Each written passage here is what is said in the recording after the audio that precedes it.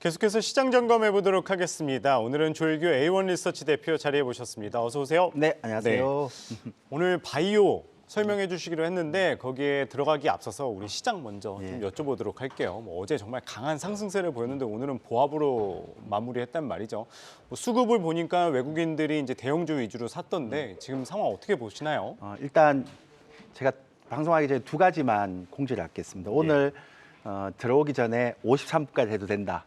그래서 제가 급하게 하지 않겠습니다. 좀 여유 있게 천천히 하겠습니다. 두 번째는 지금 한국경제TV 유튜브 채팅창을 제가 실시간으로 보면서 하겠습니다. 그래서 채팅창을 통해서 여러분들이 뭐 좀 궁금한 거, 질문하고 싶은 거 이런 거 해주시면 제가 보고 얘기를 좀 드리도록 하겠습니다. 뭐 욕을 하셔도 되고 칭찬하셔도 되고 질문하셔도 되고 뭐 다 괜찮습니다. 이 열린 공간이니까요. 예. 자, 일단 먼저 하나만 얘기 드릴게요. 최근에 2100에서 2300까지 올라왔을 때 외국인들이 매수를 했잖아요. 근데 제가 예전에 PBR 0.8, 0.9배 정도에서는 산다 그랬잖아요. 그게 올라갈 때 그 고용 지표가 다 예상보다 좋았고요. 그다음에 뭐 이제 CPI 나왔지만 전체적인 게 다 그러니까 뭐 페드가 긴축을 늦출 만한 데이터가 없었어요. 근데 임금 상승률이 약간 소폭 줄었다고 해서 그걸 막 올라가서 그래서 막 시장에서 모든 사람들이 긴축에 대한 뭐 약간 완화 이렇게 얘기하는데 뭔 얘기인지 모르겠어요. 저는 그 얘기를 듣고 나서 아무리 갖다 붙여도 그렇지 저렇게 갖다 붙이는 게 말이 되냐라는 생각했어요. 그러니까 예전에 얘기했지만 그 외국인들은 철저하게 PBR 0.8, 0.9에서 또 매수를 하고 있고요. 그리고 그 임금 상승률 말고 지금 회사에서 그러니까 지금 시장 내에서 약간의 변화가 생겼어요. 그 주간에. 그러니까 뭔 얘기인가 하면 왜 우리가 예전에 레고랜드 발 할 때 그래도 좀 괜찮은 우량 채권들이 막 금리를 막 15% 줘도 발행이 안 됐어요. 그만큼 채권 시장이 경색이 됐습니다. 자금이.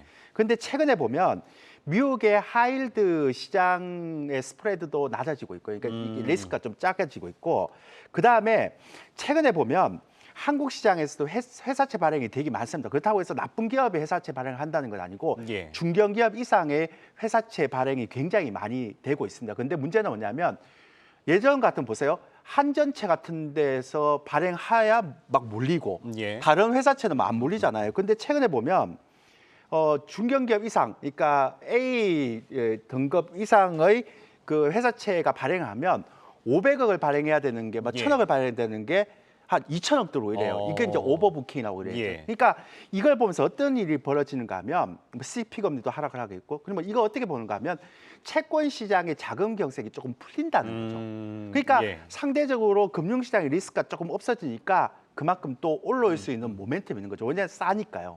그래서 그렇게 들어가서 얘기하는 게 맞는 거지. 정말 아무런 그러니까 임금 상승률 요게 약간 됐다고 그걸 오늘 이제 파월 의장 연설 한번 보세요. 바꿀지 안 바꿀지 모르겠지만 저는 안 바꿀 것 같은데. 그래서 이제 얘기를 드리는 거고, 이건 또 반대로 얘기하면 얼마나 주식시장이 안 좋았으면 회사채 시장에서 오버부킹이 나옵니까? 그러니까 500억 발행을 하는데 1000억씩 들어온다는 건 아직도 주식시장에서 많은 사람들이 주식시장에 대해서 수익률을 못 믿겠다는 거잖아요. 그러니까 회사채로만 몰리는 거잖아요. 그러니까 이거는 일장일단이 있기 때문에 그래서 올라오다 보면 지금 한 2,400, 2,500 또 막히는 거예요. 예전처럼 이렇게 상승할 수 있는 흐름이 아닌 거죠. 그래서 제가 얘기하기에는 이런 흐름을 본다면 채권 시장의 그런 어떤 변화에 대한 감지 이런 것들 인해, 그리고 최근에 보면 우리가 예전에 그랬는 얘기했잖아요. 유럽 시장이 굉장히 위험하다. 그래서 유럽의 대마가 하나 뭐 이렇게 뭐 잘못되면 미국은 괜찮은데 유럽이 잘못되면 패닉 셀링이 나온다라는 얘기를 사람들이 많이 할 때 지금 유럽의 영국 혹시라도 영국 차트 보셨어요? 영국 차트 보시면 전고점 근처까지 올라 있어요. 그러니까요. 안 보던 사이에 낙상 올라오지 못했는 독일도 그렇고요. 독일하고 프랑스 주가 지수도 그 전고점에 가까워지고 있고 나스닥만 안 가고 있어요. 그러니까 이런 형태에 보면 이제 유럽에 대한 리스크도 없어졌잖아요. 그러니까 약한 고리들이 조금씩 경색이 풀려가고 있기 때문에 그래서 시장이 2100에서 이렇게 자꾸 올려오는 거죠. 단 문제는 뭐냐면 상승의 모멘텀이 있으려면 증시 자금도 들어와야 되고 고객탁금도 들어와야 되고 이런데 회사채 쪽으로만 빠지니까 자금이 없는 거예요. 모멘텀이 없는 거죠. 그러니까 파월 의장이 나와서 뭐 앞으로 뭐 뭐 완전히 뭐 긴축을 좀 완화하겠습니다 이렇게 얘기하면 되겠는데 그렇죠. 그렇게 할 것 같으세요? 택도 없는 소리 하지 마세요. 예. 그러니까 그게 확인되기 전까지는 그냥 2100에서 올라오는 정도의 흐름까지 가는 거죠. 그래서 예. 저는 최근의 흐름을 보면서 제가 계속 말씀드렸지만 2100에서 2200 사이에서 사고 한 2400, 2500 전에서는 조금씩 줄여주고 그다음 바이앤홀드는 안 되고 이런 장이고 예. 제가 또 하나 볼 수 있는 건 뭐냐면 이러다가 올해는 어쩌면 미국 시장하고 이머징 시장하고 차별화가 역차별화가 나올 수도 있겠구나. 예. 환율이 계속 안정화되잖아요, 그죠? 그런 부분들에 대한 것들을 말씀드리고 있습니다. 그래서 제가 볼 때는 상반기는 2,100, 2,400, 예. 하반기는 2,200에서 아니 2,600, 예. 700. 그리고 지금은 알겠습니다. 좀 지지부진한 흐름. 근데 상황이다. 떨어지면 사는 거. 사는 걸로. 알겠습니다. 그러면은 이제 바이오 업종에 대해서 여쭤보도록 할게요. 사실 이 JP모건 헬스케어 컨퍼런스 때문에 오늘 말씀을 해주신다고 그랬는데 뭐 올해 이제 3년 만에 대면으로 열렸다고 들었어요. 좀 올해 주목할 만한 이슈 뭐가 있을까요? 이제 제가 53분까지 바이오에 대해서 얘기를 하는데 앞에 저희가 나왔던 분이 바이오에 대해서 얘기를 했다고 하더라고요. 예. 그래서 일단 미국 쪽의 바이오 텍에 대한 얘기를 많이 해서 좀 예. 국내 쪽을 일단 얘기를 하겠는데 일단 먼저 얘기 드리면 올해 CES 보셨죠? 볼 거 하나도 없죠. 그쵸. 중국 기업도 거의 안 나오고 그리고 이번에는 미래에 대한 청사진도 거의 안 보여주고 있고 예. 현실에 요것만 하고 있다라고 얘기를 하는 부분이죠.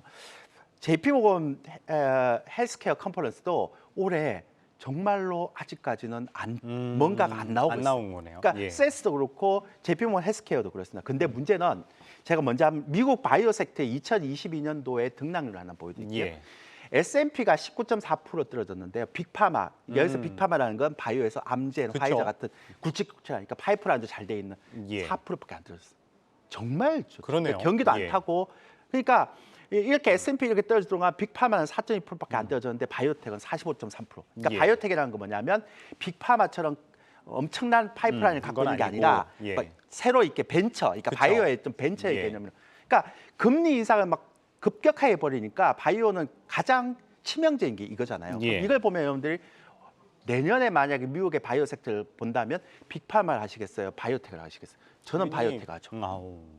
왜냐하면 이제는 금리는 계속 올렸으니까 이제 조금 내리는 일밖에 예. 없는 거고 낙폭과대가 있으니까. 그래서 이 얘기를 하는데 제가 왜 이걸 보여드리는가를 제가 좀 이따 얘기 드릴게요. 예. 일단 바이오 섹터의 한국적인 것들을 보면 저는 지금 바이오텍을 봤을 때 예.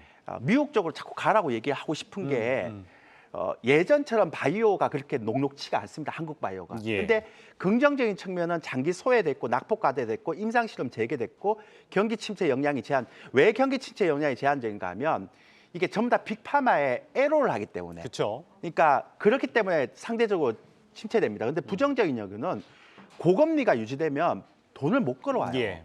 그러니까 좀 실질적으로 바이오는 다 그렇잖아요. 그 돈을 끌어와야 되는데 안 돼요. 그리고 두 번째가 되게 중요한데요. 제가 최근에 바이오텍을 택들. 대부분 보니까 예전에는 이머징 국가의 바이오텍이 굉장히 참신했어요. 예.